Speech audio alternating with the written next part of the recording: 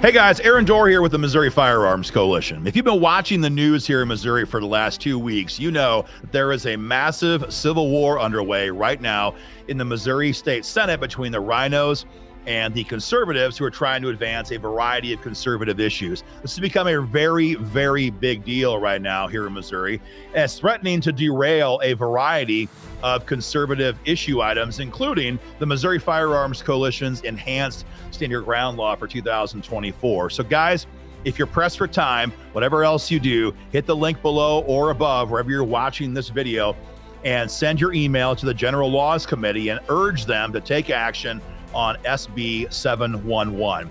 What we're talking about here is enhanced Stand Your Ground law.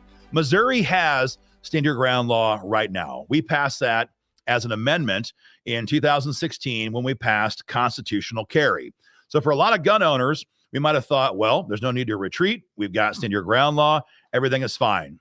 And then this iconic photograph swept the country several years ago. We all realized that clearly our self-defense laws have some holes in them, because if Mark McCloskey and his wife could be charged with crimes when they dared to defend themselves against a mob of hundreds of people who forced their way onto their property and threatened them with death, then clearly there's some gaps in our self-defense law. So for the last year or so, our legal team has worked hard to draft an enhanced Stand Your Ground law, which would button down the gaps, so to speak, in our current self-defense laws that Kim Gardner-style prosecutors can use to come after us. Because even though she is no longer in office, thank God, George Soros is still alive, and his money will live on for generations. And there's always going to be additional Soros-backed prosecutors, especially in our big cities here in Missouri, who'd be far more interested in putting you in prison than the actual criminal who you were forced to defend yourself against.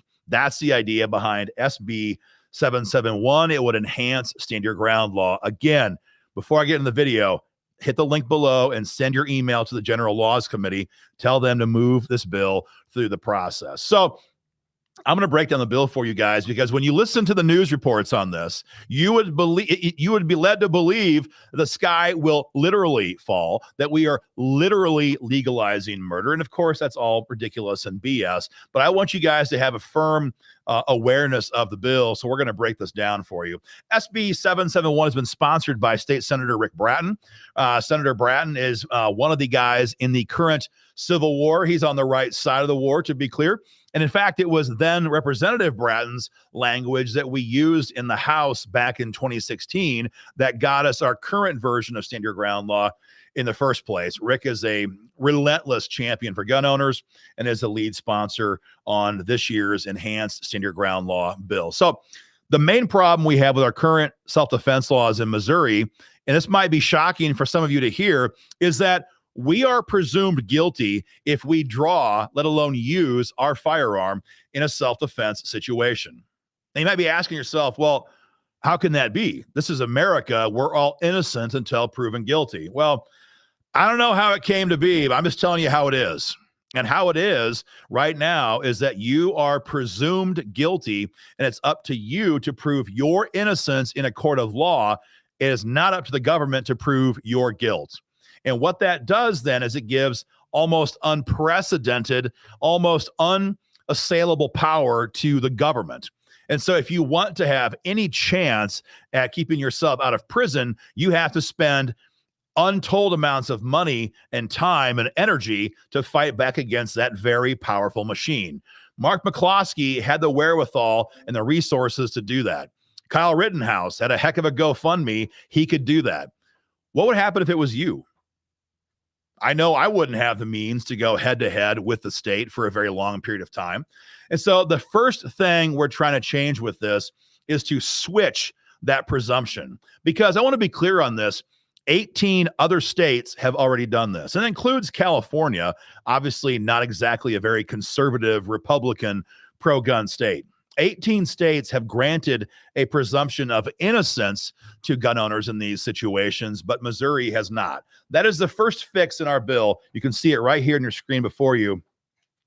The section in gray is current law, line 54 down through the first half of line 62. The main section there is the first two lines. The defendant, that's you or me, shall have the burden of injecting the issue of justification under this section. You see, we have to prove that what we did was justified. They don't have to prove you were guilty. You have to prove your actions were justified. That is almost impossible. So what normally happens is they charge you with a crazy high felony, and then they plea deal it down, and you plead out to a lower felony. Your life is still over. Your life is still a country song. You're still a felon. You're still going to prison. You're still broke, but it wasn't quite as bad as it could have been. That's what normally happens. We're going to fix that with the presumption of innocence. If you keep reading here on the bottom, and I'm going to take that caption off. Give me 1 second.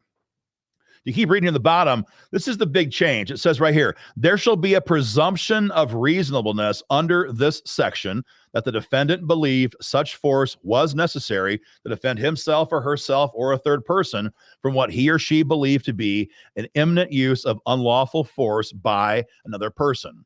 That means that they're going to say in the code, we presume that your actions were reasonable. That means it's the government's job to prove your guilt.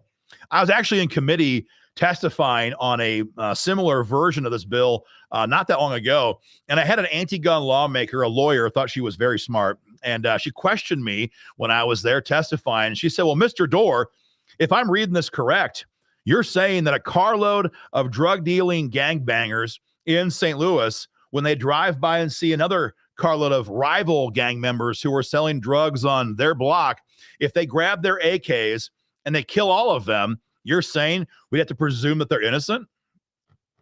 And I had a lot of responses that came to mind, but what I went with was I kind of laughed and said, you don't? You're a lawyer. You don't believe that here in America, we're all innocent until the government can prove our guilt in a court of law? I thought this was America. So yes, I do believe that everyone is presumed innocent until they're proven guilty in a court of law. You don't believe that? Crazy. That's our first big change. Then to kind of add on to that, we have the next page here. This is the top of page, I think it's the top of page 4. But it says right there on line 3 that you are immune from criminal prosecution and civil actions. I'm going to stop right there. Immune. So we're just kind of making it very clear for a leftist prosecuting attorney that we are immune and we are presumed innocent in the wake of these situations. And this is where the national media and all the crazy lefties and all the law enforcement association lobbyists and all the prosecuting attorneys lobbyists lose their mind in Jeff City, and they say, you're trying to literally make murder legal. Problem is, these people apparently can't read. Let's go back to that screenshot. Look on line 1, very top. A person who uses or threatens to use force pursuant to section 563.031 is justified in such conduct. Well, what is that code section? That code section is our current justifiable use of force law. So what we're saying is that if you use or threaten to use force that is justifiable, you're immune from prosecution. Guess what? We should be immune from prosecution if we followed the current justifiable use of force law. That is what the bill says. So obviously, if a criminal uses force that is not in compliance with 563.031, they are not justified and they are therefore not immune from criminal prosecution. So that's the caveat. The force used has to be justifiable. So again, for leftist prosecutors, leftist politicians, and all the lobbyists here in Jeff City, they can't read that. They apparently have lost their reading comprehension and they gloss right over that. There's no protection here for murderers. If the force used was justified, guess what? You're immune. If the force used was not justified, guess what? You're going to be arrested, and you should, and we're fine with that. The point is that it needs to be the presumption of innocence needs to be the operating process here in Missouri. That's what this bill does. I want to bring out some more points. Go back to that same screenshot here for a moment. Line 4 is very important. There is no clear protection right now for the threatened use of force here in Missouri. So what does that mean? Well, Mark McCloskey never shot anybody. We all know that. He threatened to, he was dang well prepared to, but he never actually shot anybody. And we should, as a state, as a society, we should reward somebody when they use discretion like that and they do not shoot a person who they legally have the right to shoot. And so when somebody uses that discretion, as we all want them to do, and they do not shoot somebody who was trying to attack them, the law clearly should protect them. Our current law does not. We have added the word threaten, as you can see right here. It's also on line 1. It's there again on line 4. It is throughout the code section. It covers the threatened use of force. There's other problems that we have right now that we're going to address with this bill. So you might not have ever experienced this yourself or know someone who did, but here in Missouri, if you actually shoot somebody or are threatening to shoot somebody in a justifiable use of force situation, you cannot use stand your ground law as an affirmative defense. What does that mean to a layperson? It means you have to get convicted in court, and then you can appeal using stand your ground law as the basis of your appeal. That means, your life is already a country song. You're broke. You've been convicted of a felony gun crime. You've been branded a murderer in the media. Your neighbors think you're nuts. All of your children's friends at school think that their dad is a murderer. Your life is over. It's over. And then they want you to then find the wherewithal to come back and appeal using a stand your ground law. That's ridiculous. That's ridiculous. And that's what we're trying to fix with this code section, to be very, very clear that that is not the way this is going to work, because we're going to allow gun owners to assert stand your ground law up front in a pretrial immunity hearing. Here's the next section of the bill. Actually, let me skip over here. That's the wrong screenshot. Right here. This is down on page 4, I believe. This is line 25. We're going to grant clearly up front in the code a pre-trial immunity hearing, at which time we can assert our stand your ground law protections. And so these days, when almost everything seems to be captured on a Ring door camera, a store surveillance door camera, some passerby who had their phone in their hands, many times these days, uses of force are captured on some sort of objective, video, camera, some objective way for you to go before a judge and say, Your Honor, my client admits he shot this person. Here's the reason why. Here's how this force was justifiable in light of Missouri's current code. And we're here to ask for this case to be dismissed because we're asserting stand your ground law. Do you have to do that in a pretrial hearing? No. If you want to do it, you should be able to, though. This bill ensures that you can do that. And so if you go before the judge and he's not a raging leftist and you have objective proof, witness statements, surveillance camera footage, whatever that verifies your story, then guess what? That judge can say, that's it, case dismissed, you can walk, you're done, you're free. And that saves you a year, 2 years, even 3 years of hell on earth of going through the process, all because you dared to defend yourself. That is what the bill would do with that pretrial immunity thing. The last and final protection we're going to clarify here in Missouri has to do with civil lawsuits. Right now, there is not a clear protection for gun owners who use their firearms in a self-defense situation from being sued civilly after the fact. That means the same thug who victimized you or tried to on the street could victimize you all over again in civil court. And the old phrase in civil court, the old phrase is well known. It says, even if you win in civil court, you lose, because you're going to spend a fortune to deal with this BS civil suit just to clear your name. And so even if you win, you're going to lose insofar as you're going to spend an awful lot of money. We're going to fix that with this bill section, this section here. It says right here, I lost my spot. Give me 1 second here. Find the right part of the draft. Right here on line 3, immune from criminal and civil prosecution, a very, very important part of the bill. The last part deals with the objections that we so often hear from law enforcement. They say, you're going to make it where we can't investigate crime. We can't arrest suspects. You're going to let them walk down the road. And that's complete crap. And that is right here in this section. A law enforcement agency may use standard investigative techniques for the use or threatened use of force, but they may not arrest the person for using or threatening to use force unless there's probable cause that the force was unlawful. What does that mean? They can't arrest you just because. And the bottom line is they shouldn't be able to arrest you just because. But right now they can, and they do. So in a situation like this right now, someone attacks you in the street. They have a knife. They're asking for your wallet. They rush you. You shoot them. You call 911. They arrive. Bad guys on the ground dead. You're standing there, your gun's in your holster. You're going to get hooked up. It's just the way it is. You're going to get hooked up. You get hauled downtown. They're going to sweat you. They're going to question you, just like you see in a police on a police drama show. That's how it actually works. And what happens in those cases very often is that your body is racing, your adrenaline is racing, your mind's going 100 miles an hour, and you might say a thing in a way you don't mean to say it.